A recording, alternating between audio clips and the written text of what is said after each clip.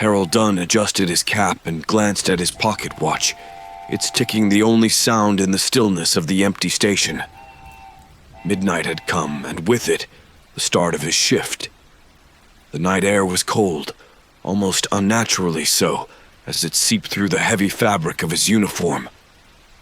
He shivered, tugging his coat tighter around his thin frame, though the chill wasn't just from the autumn wind. Something about this night felt off.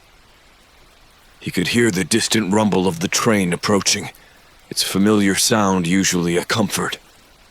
But tonight, it seemed more like an ominous growl than the rhythmic hum of steel on steel.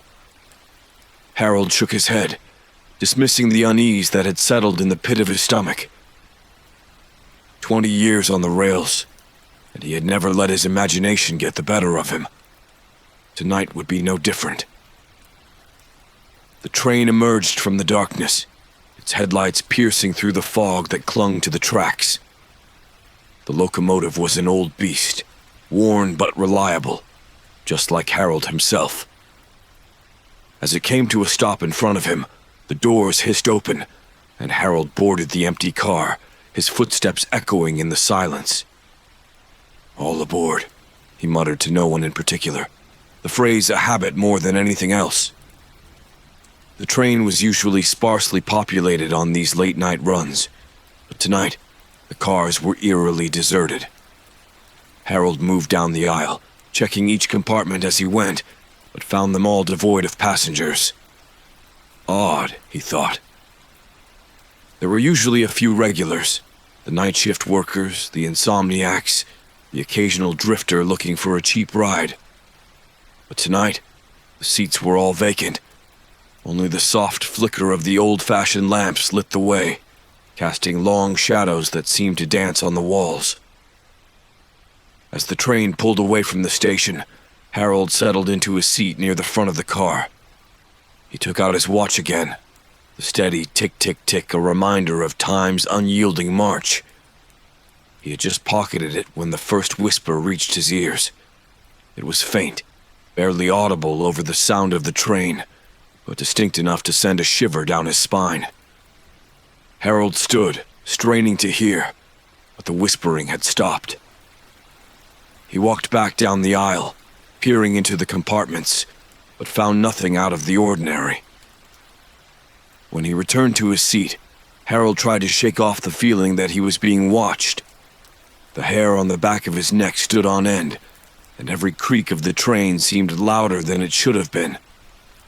He considered stopping at the next station, but the schedule was tight, and he was a man of duty. As the train sped through the countryside, the landscape outside was a blur of shadows and moonlight. Harold could barely make out the shapes of trees and fields, but something caught his eye. A figure standing by the tracks. It was gone in an instant, swallowed by the night as the train rushed past, but Harold's heart raced. He had seen it, hadn't he? A man, or something like a man, staring straight at the train as it passed by. Harold wiped his brow, suddenly aware of the sweat beading on his forehead despite the cold. He glanced at his watch again. The minutes seemed to drag on, the hands moving sluggishly as if time itself had slowed down. The whispers returned, louder this time, an unintelligible murmur that seemed to come from everywhere and nowhere all at once. His breath caught in his throat as he turned toward the back of the train. The doors between the cars rattled, the glass panes trembling in their frames. The lights flickered, casting the train into brief moments of darkness. When the lights came back on, Harold saw them. Shadowy figures at the end of the car, their faces obscured, their forms indistinct. He blinked, and they were gone, leaving only the echo of the whispers in the air. Harold's hands shook as he clutched his cap, his mind racing. He knew then that this was no ordinary night, no ordinary journey. Something was wrong, terribly wrong. And as the train plunged deeper into the night, Harold could not shake the feeling that this ride was far from over. The train rattled on through the darkness, cutting a path through the desolate countryside. Harold Dunn sat stiffly in his seat, his eyes fixed on the door at the end of the car. The shadowy figures he had seen earlier haunted his thoughts, their fleeting presence leaving an icy residue of fear that clung to his every breath. He shook his head, trying to dispel the dread creeping into his mind. The long hours and endless nights on the rails had begun to take their toll, he reasoned. Fatigue was playing tricks on his senses, making shadows out of nothing and whispering secrets into the wind. But even as he tried to convince himself of this, the murmurs returned, skittering along the edges of his consciousness like spiders. Harold rose from his seat, unable to bear the suffocating silence any longer. He needed to do something, anything, to restore a sense of normalcy. His footsteps echoed hollowly as he made his way down the aisle, checking the compartments once more.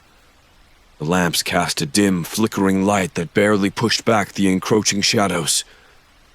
At first, the compartment seemed empty, just as before.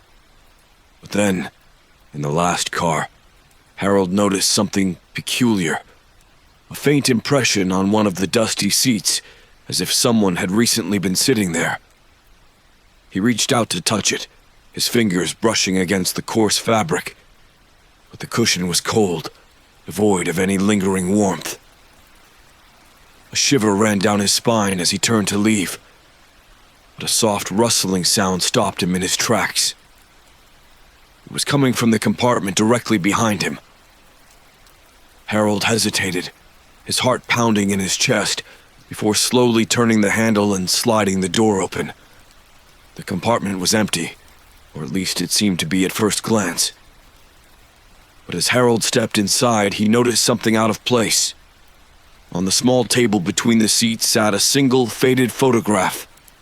He picked it up, squinting in the dim light to make out the image. It was a portrait of a family, parents and 2 children, dressed in old-fashioned clothing.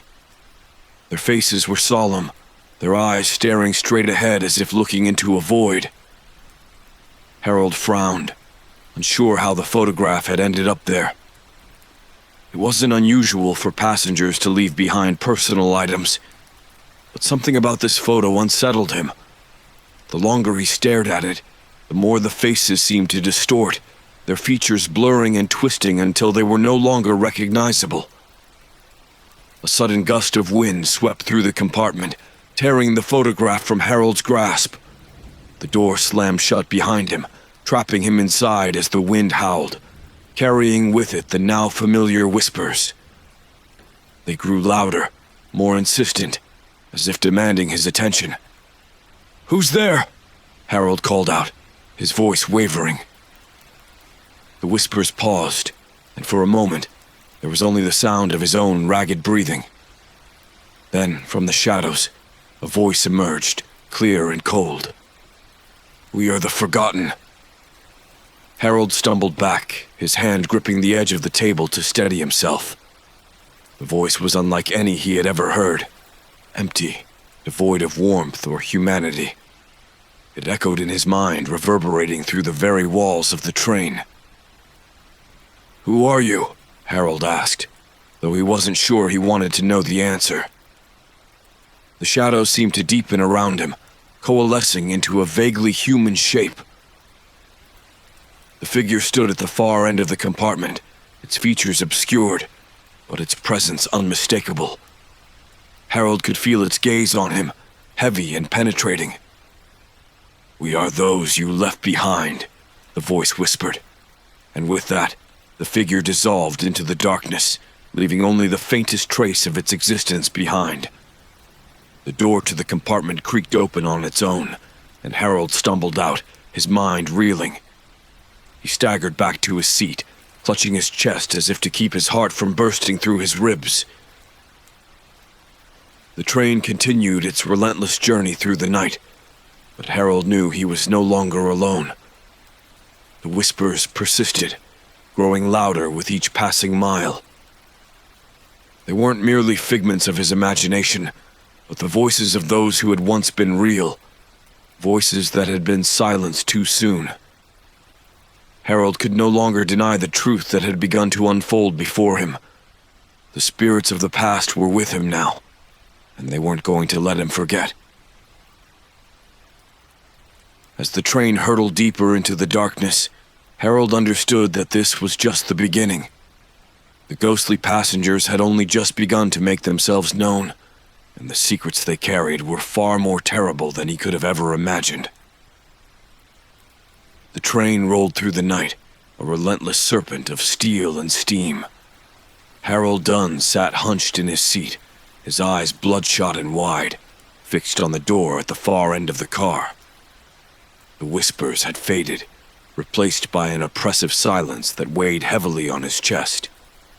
Every creak of the train's wheels, every groan of the metal, felt like a precursor to something far worse.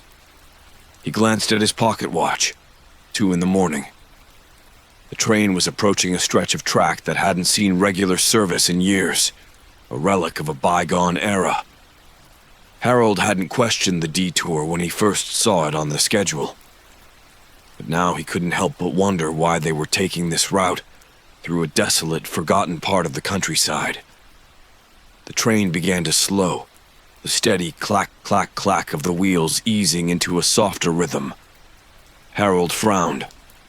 There wasn't supposed to be a stop for another 40 miles. Yet, as he peered out the window, he saw the ghostly outline of an old, abandoned station emerging from the fog. The platform was a crumbling ruin, overgrown with weeds and vines, the wooden beams rotting and warped. The station's sign, once proud and polished, was barely legible now. The name it bore lost to time. Harold's heart skipped a beat as the train came to a halt, the hiss of steam punctuating the unnatural stillness. For a moment, nothing happened. The train sat motionless, a metal beast at rest, and Harold half hoped that they would simply start moving again. But this would be just another strange but uneventful stop. But then, the door slid open with a creak, and a cold gust of wind swept through the car.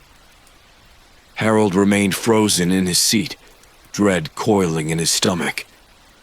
He knew instinctively that something was about to happen, something that would shatter the fragile peace that still lingered. And then he saw them.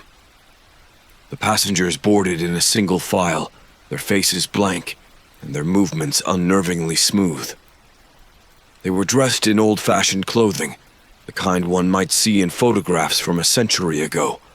Long coats, heavy woolen suits, dresses that brushed the floor. Their eyes, dark and hollow, stared straight ahead as they shuffled past Harold, taking seats in the previously empty compartments. Harold's breath hitched as he realized that these weren't living, breathing people. They were something else entirely. Specters, shades of those who had once been, now returned to ride the rails again. The air grew colder with each new passenger, a chill that seeped into Harold's bones and made his teeth chatter. He forced himself to stand, his legs trembling beneath him. As he moved down the aisle, he glanced into the compartments, where the phantom passengers sat in eerie silence. Their heads were bowed, their hands resting in their laps, but every so often, one would lift their gaze to meet Harold's, their eyes filled with a sorrow so deep it threatened to drown him. "Who are you?" he whispered, but the only answer was the low moan of the wind outside. At the far end of the car, a young woman sat alone, her hair a tangled mess of dark curls, her face pale and gaunt. She wore a dress that might have been white once, but was now stained with something dark and dried. Harold hesitated before approaching her, an inexplicable pull drawing him closer.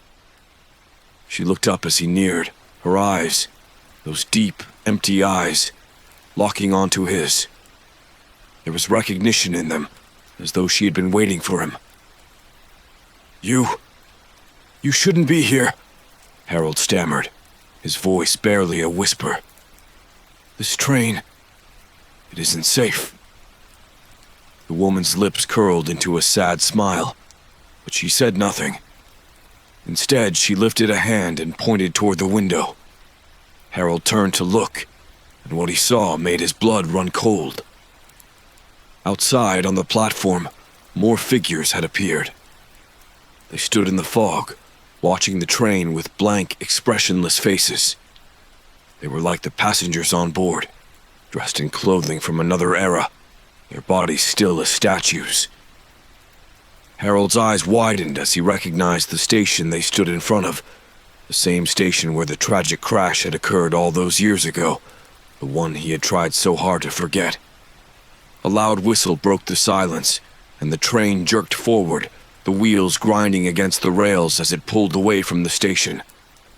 Harold stumbled, catching himself on the edge of a seat, his mind reeling. As the train picked up speed, the fog thickened outside, obscuring the landscape. The ghostly passengers remained silent, their presence a heavy, suffocating weight in the air. Harold knew now that they were not mere figments of his imagination.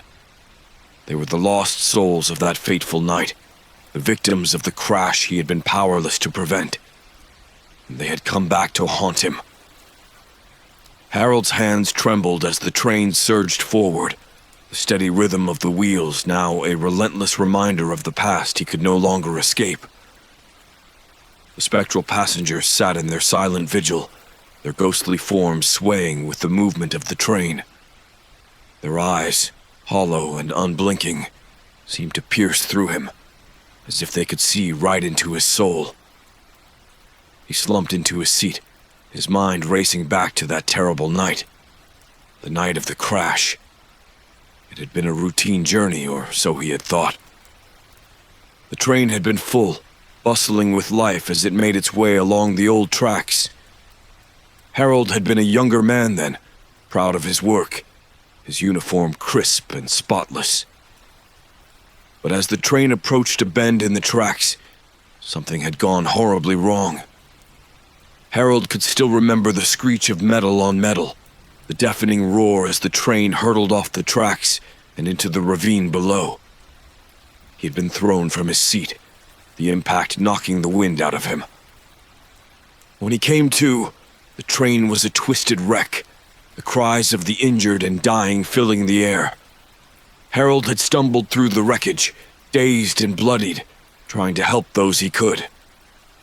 But there had been so many lost, too many. In the days that followed, the weight of what had happened bore down on him like a heavy stone. The investigation had been swift, the cause of the crash attributed to a mechanical failure. But Harold knew the truth. He had missed something that night. A small detail, perhaps, a subtle warning sign that he had been too distracted to notice. It was his mistake, his failure that had doomed those passengers to their fate. For years, Harold had tried to bury the guilt, to drown it in routine and the passage of time. But it had festered within him, a black spot on his soul that no amount of penance could erase. And now, it seemed, the ghosts of his past had come to collect their due. The train began to climb a steep incline, the engine groaning with effort. Harold knew this stretch of track all too well, knew where it led. His breath quickened as the memories flooded back, the nightmarish scenes replaying in his mind. The whispers returned, soft at first, then louder, more insistent. They were not just the murmurs of the dead. They were voices he recognized. "Why didn't you save us?" A child's voice echoed in his ears, full of pain and confusion. "We trusted you," a woman's voice followed, cold and accusing. Harold squeezed his eyes shut, trying to block out the voices, but they only grew louder, more desperate. He could see their faces now, the passengers who had perished in the crash. They filled his mind's eye, their expressions twisted in anguish, their eyes wide with terror. "I'm sorry," Harold whispered, his voice breaking. "I didn't mean for it to happen." The train lurched, and Harold's eyes snapped open. The ghosts had risen from their seats, their forms flickering like old film reels. They moved toward him, their hands outstretched, their faces full of sorrow and accusation. "You failed us," one of them hissed, her voice a chilling rasp. Harold stumbled back, his heart pounding in his chest. The compartment was filled with them now, the dead who had been waiting all these years to confront him. He could see the damage from the crash on their bodies, the gashes, the broken limbs, the burns. Each one was a reminder of the lives lost, the families shattered. "I tried," Harold cried, his voice cracking. "I tried to save you." But the ghosts showed no mercy. They closed in on him, their cold, spectral hands reaching for him, pulling him into their icy embrace. Harold could feel their sorrow, their anger, their despair. It seeped into him, mingling with his own guilt, overwhelming him.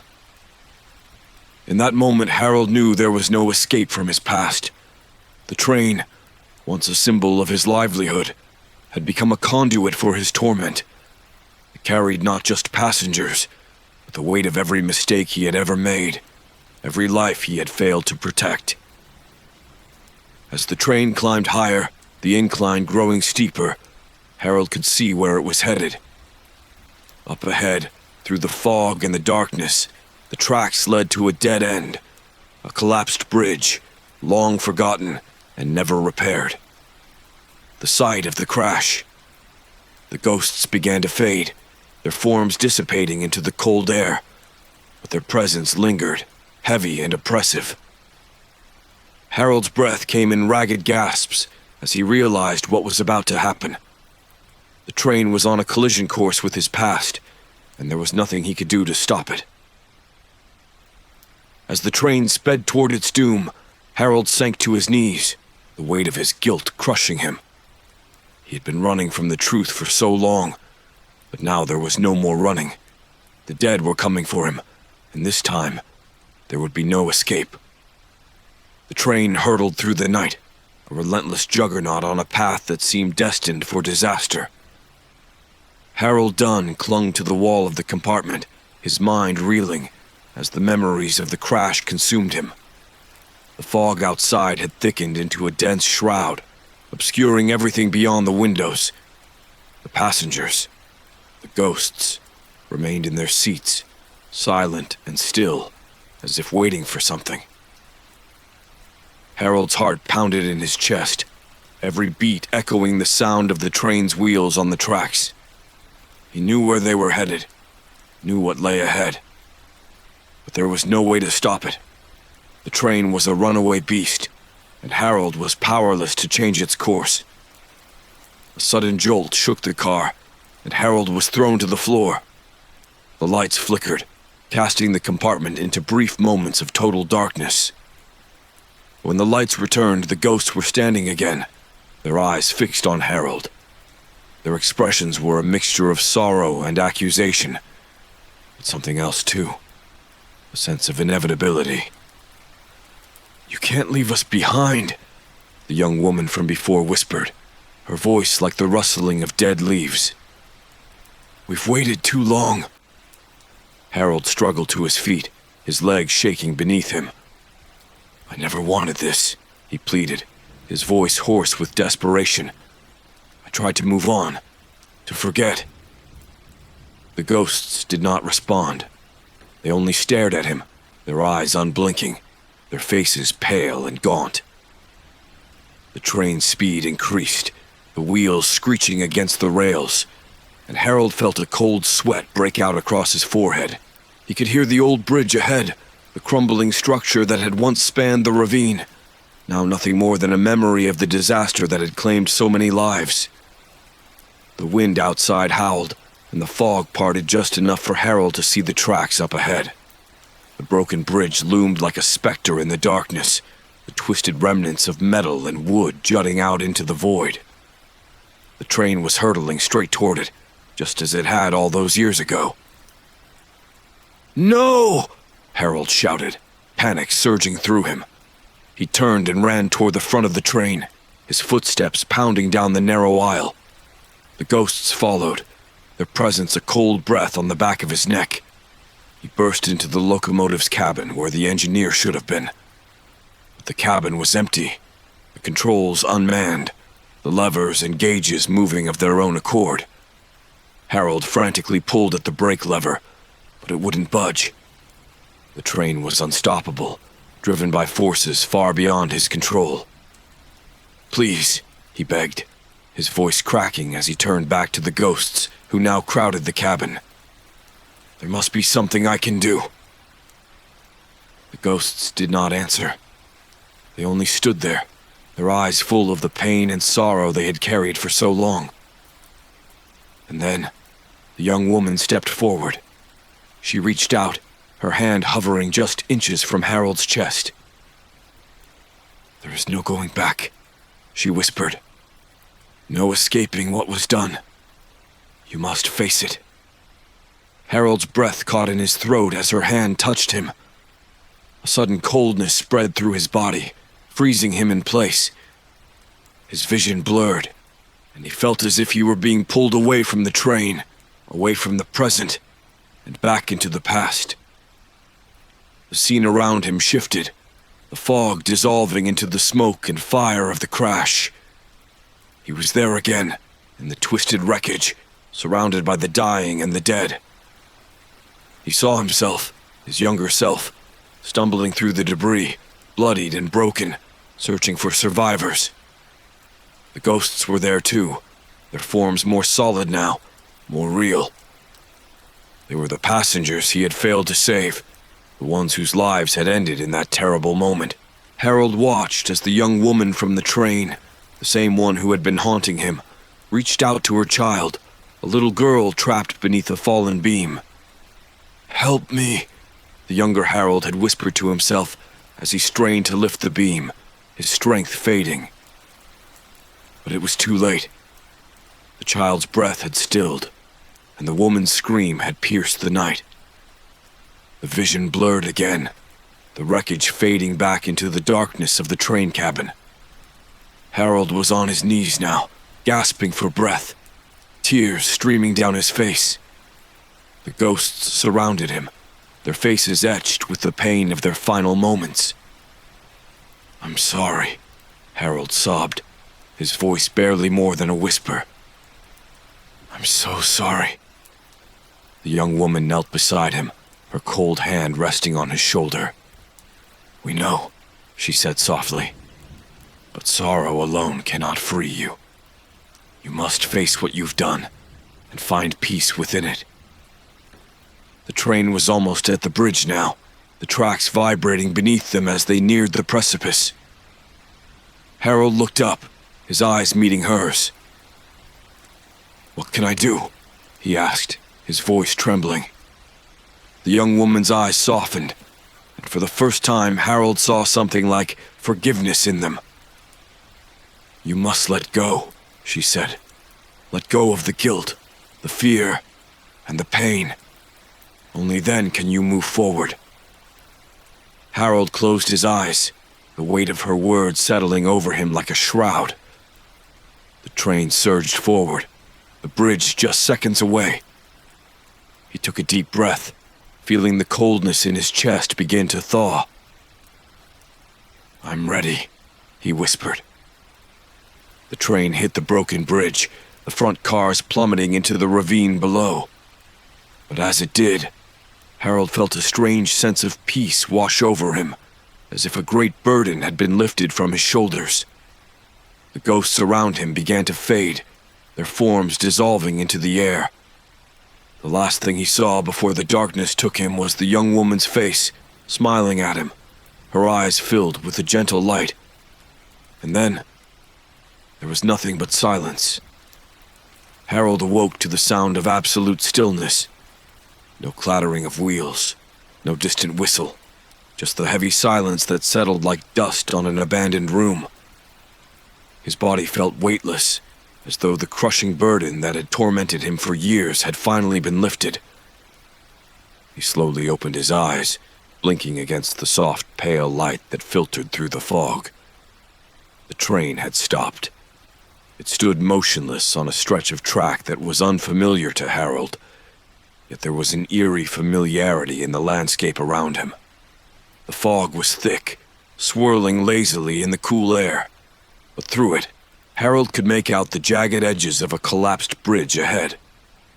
The wreckage lay in a twisted heap, rusted metal and splintered wood, a ghostly reminder of the tragedy that had haunted him for so long. Harold rose unsteadily from his seat. The compartment was empty, the ghostly passengers gone as if they had never been there at all. The air was still cold, but it no longer had the biting chill that had gripped him during the journey.